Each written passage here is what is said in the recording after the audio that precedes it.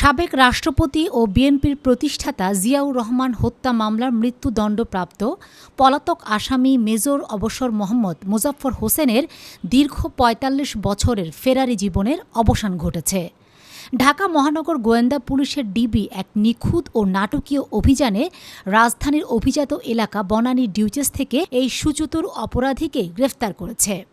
১৯৮১ সালের ৩০ মে গভীর রাতে চট্টগ্রাম সার্কিট হাউসে তৎকালীন রাষ্ট্রপতি জিয়াউর রহমানকে নির্মমভাবে হত্যা করা হয়। মামলার নথিতে এই কিলিং স্কোয়াডের অন্যতম মূল পরিকল্পনাকারী ও সক্রিয় সদস্য ছিলেন মেজর মোজাফফর। তিনি প্রথম সশরীরে রাষ্ট্রপতিকে কক্ষের বাইরে এনে শনাক্ত করেন এবং ঠান্ডা মাথায় প্রথম গুলিটি চালান। হত্যাকাণ্ড নিশ্চিত করে তিনি তৎকালীন জিওসি মেজর জেনারেল আবুল মঞ্জুরকে ইংরেজিতে বার্তা পাঠিয়েছিলেন, the president has been killed. পরবর্তীতে সামরিক অভ্যুত্থান ব্যর্থ হলে তিনি কৌশলে সীমান্ত পাড়ি দিয়ে ভারতে পালিয়ে যান। সেখানে ভুয়া নাম পরিচয় ও জাল নথির মাধ্যমে পাসপোর্ট তৈরি করে বিশ্বের একাধিক দেশে আত্মগোপন করে থাকেন।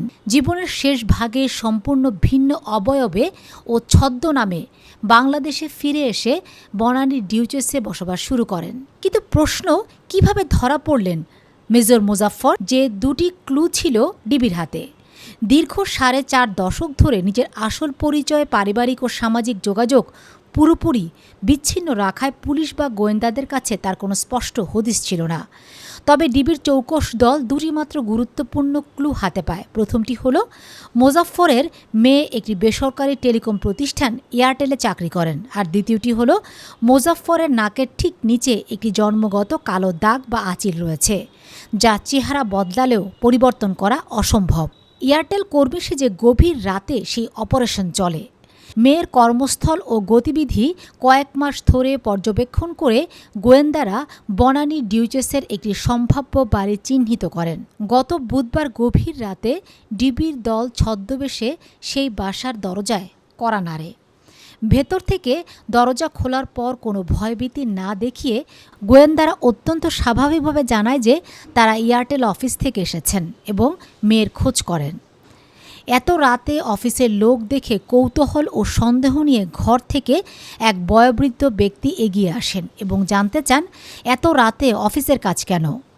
আমাকে বলুন কি বিষয়। ঘরের অল্প আলোতেই গোয়েন্দা কর্মকর্তাদের তীক্ষ্ণ দৃষ্টি এড়াতে পারেননি সে বৃদ্ধের নাকের নিচে থাকা অতি পরিচিত কালো তিলটি। পরিচয় নিশ্চিত হতে কর্মকর্তারা কৌশল করে বলেন, মুরব্বি, আমরা তো আপনাকে চিনি না, আপনি কে? তখনই সরল বিশ্বাসে ও অতি আত্মবিশ্বাসের সাথে বৃদ্ধ উত্তর দেন, আমি মোজাফফর, মেয়ের বাবা। মুখ থেকে নিজের আসল নাম উচ্চারণ করতেই পলকের মধ্যেই ডিবির দল পকেট থেকে হ্যান্ডকাফ বের করে তার 2 হাত বন্দী করে ফেলে। হতবম্ব ও অপ্রস্তুত মোজাফফরের ৪.৫ দশকের অবসান ঘটে চোখের পলকে। যেহেতু তিনি কোর্ট মার্শালের মাধ্যমে দণ্ডপ্রাপ্ত একজন সাবেক সামরিক কর্মকর্তা, তাই প্রয়োজনীয় আইনি আনুষ্ঠানিকতা শেষে ডিবি পুলিশ তাকে বাংলাদেশ সেনাবাহিনীর কাছে হস্তান্তর করেছে।